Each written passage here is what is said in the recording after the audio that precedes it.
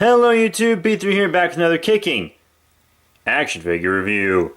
Today's review is over the DC Collectibles Arkham Origins Deathstroke, and I gotta say I love him. I got him alongside my Killer Croc, the deluxe figure from the same wave. They're both from Wave 2 or Series 2. And as of now, I have Killer Croc, Deathstroke, and Batman. I was gonna get Firefly. Turns out everyone hates him though and thinks he sucks. Just too bad, because I thought the design for that character was really cool. And it doesn't have the kind of articulation that this guy, Killer Croc, and Batman had, apparently. It was more old style, kind of DC direct-ish articulation. But I'm loving the new articulation we have now. It's very great.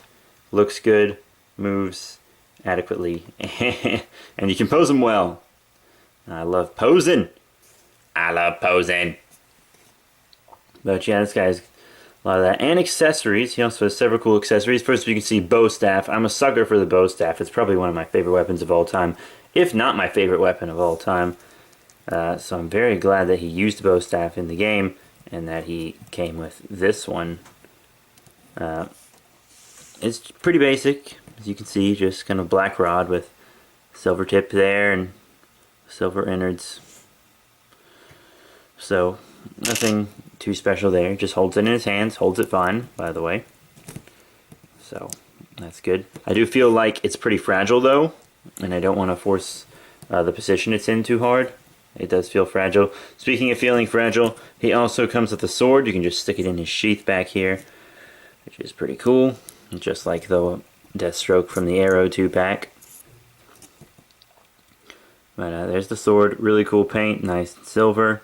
It's kind of got a rubbery handle, but the blade is plastic, and it's... I feel like the blade's going to break whenever I use this sword, too. Like, I'm afraid to display him with his weapons out, because he doesn't... mine doesn't stand the best for some reason. But I feel like he's going to break a weapon if he falls, which is really bad, by the way. And last but not least, he's got a holster right here, where he's got a little gun. Very cool. Very nicely painted, actually. It's not often we see this kind of detail on a gun. Very nice gunmetal, silvery paint. Got a lot of good detail and black there on the hilt and stuff. Yeah, really cool. But now the Deathstroke figure himself. He is a very awesome figure. Lots of people say that their accessories are fragile, and I get that. But other people say that their figure is fragile and is breaking incredibly easily. But mine, I've messed with him a ton, and he has shown no signs of weakening or breaking. And his joints aren't even loosening. Mine is great. I lucked out, I guess. I don't know. Quality control thing that some of these adult collectible figures have. DC Direct and NECA both need to work on their quality control, I suppose. He's a really cool figure. Another big complaint people have is all these scratches all over him, but they kind of were in the game, I guess. So, whatever. But let's take a closer look at Slade here, who is awesome in Arrow, by the way. Watch Arrow. Season 2, fantastic. But yeah, you can see he's got skin tone and stuff under there where the eye is. The eye looks good. Really good looking head. He's got his black covered side and his orange side. He's got lots of pouches here across. As you can see, he's got a nice chest plate there and everything. Looking good. Arms looking good. I really like the color orange they picked for this character. His holster here is rubbery, so it doesn't break off. Just looking good all down his legs and stuff. Detail and peg holes. Looking good. Looking good. Got this pouch here. Lots of detail on the back. There's his bum. The sheath has a lot of great detail. Lots of little bumps and stuff in the leather, and it's got the rivets painted and everything. Really nice. He also has his ties back here. Back of the head looks just as good as the front, if not better. Wow, better. Good detail on the hands. Good paint too. Joints are painted, as you can see. Painted joints. Really intense. But yeah, good looking figure. He just looks fantastic. And now let's get into that articulation we all want to see. So he's got side to side on the head, and a decent up and down too. Not the best up, really good down. Got up and down on the arms, kind of hindered by the shoulder pads, but whatever. Forward and back, and you got a bend at the elbow and a swivel on the bicep. Forward and back on the wrist there, which is, you know, a thing, and a swivel. So that's pretty cool. You got forward and back over here as well. And an ab crunch. Mine was stuck when it came in the mail, but I just used that toothpick trick. You stick a toothpick in the joints. A buddy of mine told me that was a good idea. And it's detailed and stuff all inside there. And then he's got this kind of ball thing on his waist, which is cool and all. And it moves great, but it doesn't like stay. My Deathstroke, his joint keeps like leaning this way. Not because the joint's loose or anything, but because of all this stuff he has on his belt over here, the detail-wise, the grenades and stuff, it like pushes him this way. He's got too much detail, almost. So, really nice. But forward and back in the legs, in and out, a little hindered by his armor. I gotta say, the in and out part. But whatever, double knee bend. And then you got up and down on the foot. And this ankle pivot. Not the best ankle pivot, but an ankle pivot. Really nice. I say not the best because it's kind of tight and etc. A little too tight. But yeah, there he is. So now let's get into some size comparisons. Now here's Deathstroke with some other DC Directs. First up here on the left we have the Arkham Origins Batman from Series 1. Which is apparently really expensive now. The friend that showed me the toothpick trick said he can't get it because it's so expensive, so he pre-ordered the reissue. I want to point that out because that's crazy that he went up that much. That doesn't sit well with me. I don't feel like he's never going to be worth 90 in my eyes. Wow. I mean, seriously. I paid 25 for this guy. Ooh, actually, probably less than that, now that I think about it. I did pay less than that. I paid like 22, 23 bucks for this guy. No, which isn't much less. Anyways, yeah. I'd shout out his YouTube channel since I mentioned him so much, but I don't think he has one because he's a little girl and doesn't conform. But anyways, yeah.